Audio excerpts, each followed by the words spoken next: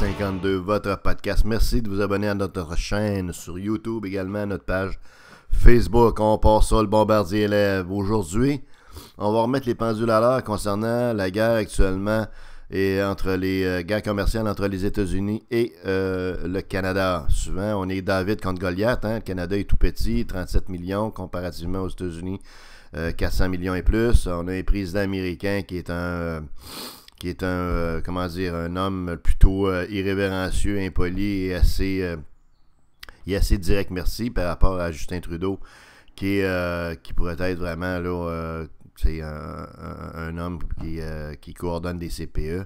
Fait que actuellement, on peut pas dire que le Canada a trop la vie facile.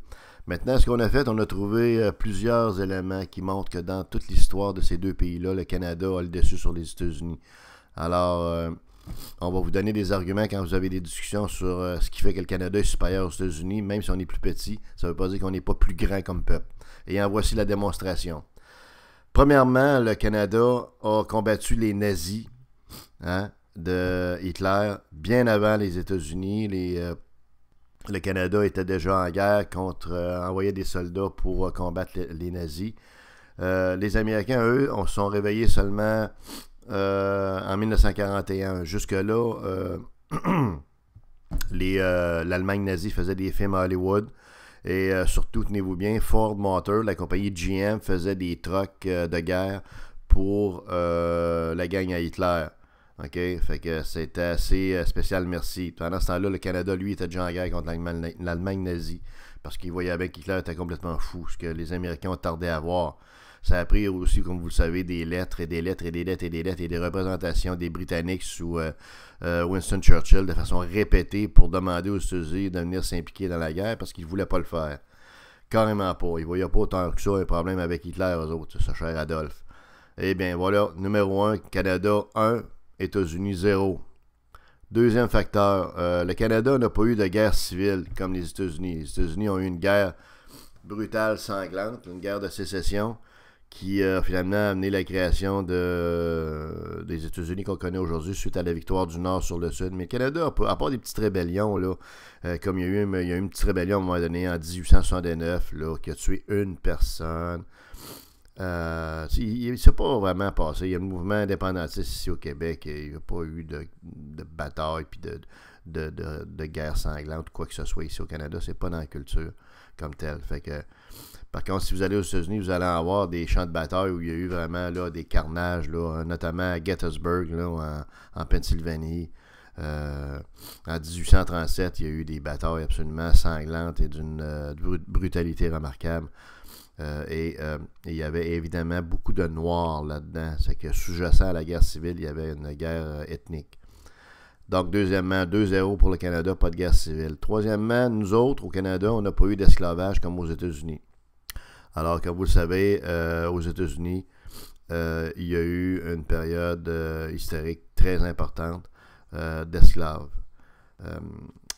Il y avait aux alentours, dans le top là, de l'esclavage aux États-Unis, autour du Mississippi, vous savez, tous les États du Sud où est-ce qu'il y avait l'esclavage était concentré, la Louisiane, Mississippi, l'Alabama, tout ça.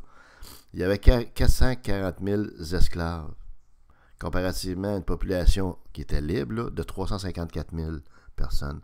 Ça vous donne une idée comment est-ce que c'était bizarre comme société. Il y avait beaucoup plus d'esclaves que de... Alors tout ça pour vous dire que nous, on n'a pas eu dans notre histoire d'esclavage. Donc 3-0 pour le Canada. Ensuite, nous autres, également, on n'a pas eu de, contrairement aux Américains, de bataille avec les Indiens, puis les Indigènes, puis les Aborigènes, puis tous les peuples, là, dans le fond, indigènes. Tandis qu'aux États-Unis, il y a eu des guerres, encore une fois, et si vous vous souvenez bien, dans certains films, c'est évoqué encore aujourd'hui. Il y a eu des guerres avec à peu près toutes les tribus indiennes qu'il y a aux États-Unis. Nommons-les les Séminoles en Floride, ça a vargé, comme on dit, les Apaches dans le coin du Nouveau-Mexique, jusqu'au Montana. Écoutez, il y a eu des batailles, là. D'ailleurs, quand vous promenez aux États-Unis, dans certains États comme l'Arizona, un peu partout, le Nevada, vous allez voir, il y a des sites historiques là, où on voit qu'il y a eu des batailles entre je dirais l'armée américaine puis les Indiens. Alors, encore une fois, le Canada peut s'enorgueillir de ne pas avoir été jusqu'à faire la guerre aux Indiens. Donc 4-0 pour le Canada. Autre chose qui est digne de mention, c'est qu'ici au Canada, on a aboli le sous-noir. Tu sais, la petite scène noire, là. Si vous allez aux États-Unis, vous le voyez, si vous allez faire un petit tour dans le Maine ou à Wildwood ou peu importe où, Floride, il y a encore le petit scène en zinc. Et vous savez pourquoi? C'est à cause du lobby de l'industrie du zinc américaine. Les lobbies sont tellement puissants aux États-Unis que même s'ils font bien de la boucane là, à Washington avec des présidents successivement, notamment le baveux à Donald Trump actuellement, c'est les lobbies qui dirigent. Le lobby du zinc a dit on veut garder ça, vous allez faire perdre des emplois, palati, palata, ra. Donc, on a encore une belle scène noire quand on va aux États-Unis, mais on a réglé ça ici au Canada, donc 5-0 pour le Canada.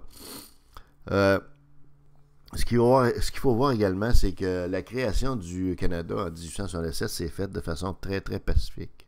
Contrairement aux États-Unis, ça s'est fait en 1867 au Canada, si vous vous souvenez bien. Hein? Aux États-Unis, c'est pas vraiment compliqué. Ça a été, c'est suite à des batailles de duels historiques qu'il y a eu notamment entre les États-Unis et le Canada à des moments donnés, contre la Grande-Bretagne également, les colonies américaines se battant entre elles également. Écoutez, il y en a eu tellement, là, c'est pas croyable. Il y a beaucoup d'Américains, d'ailleurs, à cette époque-là, qui se sont sauvés en Nouvelle-Écosse. C'est reconnu, d'ailleurs. On le voit en Nouvelle-Écosse quand on se promène dans ce coin-là, qu'il y a des Américains, beaucoup de souches qui sont sauvés en Nouvelle-Écosse parce que ça brassait trop. Donc, ça s'est fait de façon extrêmement brutale et guerrière aux États-Unis, la création de leur pays. Alors, 6-0 pour le Canada. Pendant la période de prohibition, on a eu beaucoup moins de prohibition ici, pratiquement pas comparativement aux États-Unis où c'était devenu une industrie de premier plan et associée évidemment avec tout le crime organisé qui s'est créé autour de la prohibition, éventuellement des gens comme Al Capone et tout ça. Donc, encore une fois, aux États-Unis, on ne peut pas dire qu'on a géré le dossier trop efficacement. Donc, voilà. Et dernière petite anecdote, une couple de petites choses en terminant. On n'a pas un peu plus anecdotique, effectivement. C'est qu'on est moins gros que les Américains. On a ici, au Canada, 20% d'adultes qui sont jugés obèses, tandis qu'on a 40% aux États-Unis. C'est le double. OK? Alors, alors, même si nos deux pays vivent un peu de la même façon, avec les gens qui utilisent beaucoup leur automobile et qui font pas autant d'exercice physique, et bien évidemment, le pays du Grand Nord le gagne encore. Alors, on est moins gros, moins big. Donc, c'est quand même quelque chose, hein? Au niveau financier, vous savez, on entend souvent beaucoup de choses, les Américains, le gros pays, tu sais, qui sont vraiment en santé financière et tout ça. Ben, au niveau des dettes, là, je vous dirais qu'on est, malgré le règne actuel de Trudeau, qui nous précipite dans un endettement encore plus monstre, il reste que le gouvernement fédéral ici va atteindre un déficit de 19,4 billions, c'est-à-dire à peu près 524$ par Canadien. Pendant ce temps-là, aux États-Unis, hein, qui est rené par Washington, par Donald Trump, ils vont avoir un déficit de 985 billions, soit 3000$ par Américain, comparativement à 524$ par Canadien. Ça fait qu'on s'entend que les Américains se doivent la peau des fesses, OK? Quand on compare les dettes des deux pays, c'est encore pire que le déficit.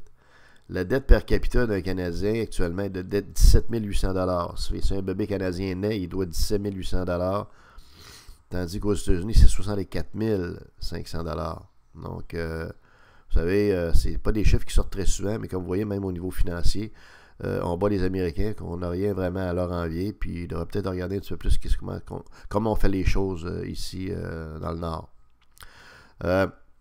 Autre petit élément pour terminer anecdotique, c'est que nous autres, on avait aussi un reality show, tu sais, comme de Donald Trump qui s'appelait Kevin O'Leary, qui s'est présenté et puis il a été battu proprement. Il s'est même désisté, en fait. Comprenez-vous, parce que bon, il y a eu toutes sortes de choses entourant ça, tandis qu'évidemment, le reality show de TV Apprentice de Donald Trump, ben, Trump est devenu président des États-Unis et on voit ce que ça donne aujourd'hui. Le gars est complètement débordé par la gauche, par la droite, par en haut, par en bas. On appelle ça le principe de Peter. La job est beaucoup trop exigeante et complexe pour lui. Il n'y a aucun statut présidentiel, malheureusement. Alors voilà, on vous a énuméré plusieurs facteurs qui font que le Canada supplante les États-Unis de façon marquée, historiquement et factuellement, au niveau financier et tout ça. Alors, je pense qu'on peut en être fier. Des fois, on cherche des éléments pour être fier, puis on peut tirez-en des arguments dans vos discussions avec quand vous discutez. Ah, les Américains, c'est pas le mieux qu'ici. On a des animateurs de radio ici qui bâchent continuellement le Canada, puis qui vantent les Américains comme si c'était la terre promise. Ben là, on vous démontre que c'est pas le cas. C'est pas la terre promise des États-Unis. C'est un pays qui a beaucoup de problèmes profonds, puis qui a un président qui est dysfonctionnel.